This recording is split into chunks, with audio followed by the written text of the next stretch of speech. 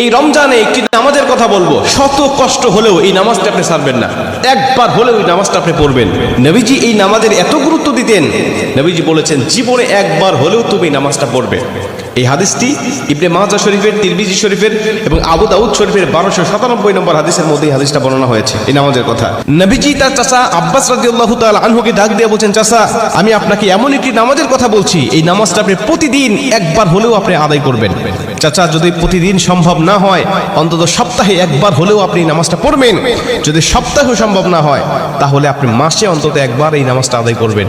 চাচা যদি মাসেও আপনার পক্ষে কষ্টকর হয়ে যায়, বছরে একবার পড়বেন। যদি বছরেও না পারেন, জীবদ্দশায় অন্তত একবার হলেও নামাজটা পড়বেন। কারণ এই নামাজটা এত পাওয়ারফুল নামাজ। এই নামাজটা আদায় করার কারণে আপনার প্রকাশ্যে অপ্রকাশ্যে যত গুনাহ করেছেন, আপনার ইচ্ছায় অনিচ্ছায় যত গুনাহ করেছেন, আপনার অতীত জীবনে যত গুনাহ করেছেন, সব গুনাহ আল্লাহ আপনাকে ক্ষমা করে দেবে। চাচা এই নামাজটার নিয়মটা একটু ব্যতিক্রম। এই নামাজটাকে বলা হয় সালাতুত তাসবিহ। এই নামাজের মধ্যে অতিরিক্ত কিছু তাসবিহ পাঠ করতে হয়।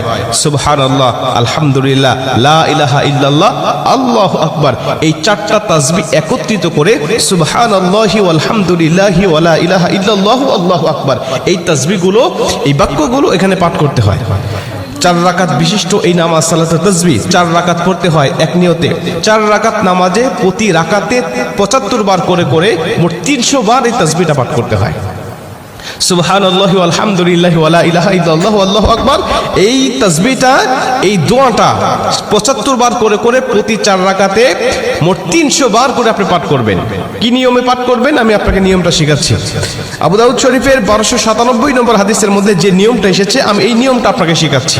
আমাদের সমাজে আর বেশ কিছু মানুষ বেশ কিছু নিয়ম বলে, কিন্তু আমি আপনাকে হাদিস থেকে সরাসরি নিয়মটা জানাচ্ছি। এটা আপনি রেকর্ড করে নেন, খাতা কলম থাকলে লিখে নেন।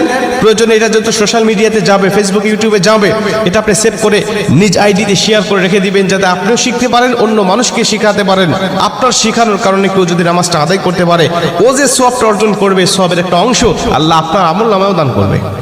এজন্য এগুলো মানুষের কাছে ছড়িয়ে দিবেন যত সম্ভব হয়। আপনি প্রথমে যখন নামাজটা শুরু করবেন, নিয়ত করবেন, নফল নামাজের নিয়ত করে অন্যান্য নামাজে যেভাবে সানা পাঠ করি আপনি সেভাবে সানা পড়বেন। অন্যান্য নামাজে যেভাবে সূরা ফাতিহা পড়ি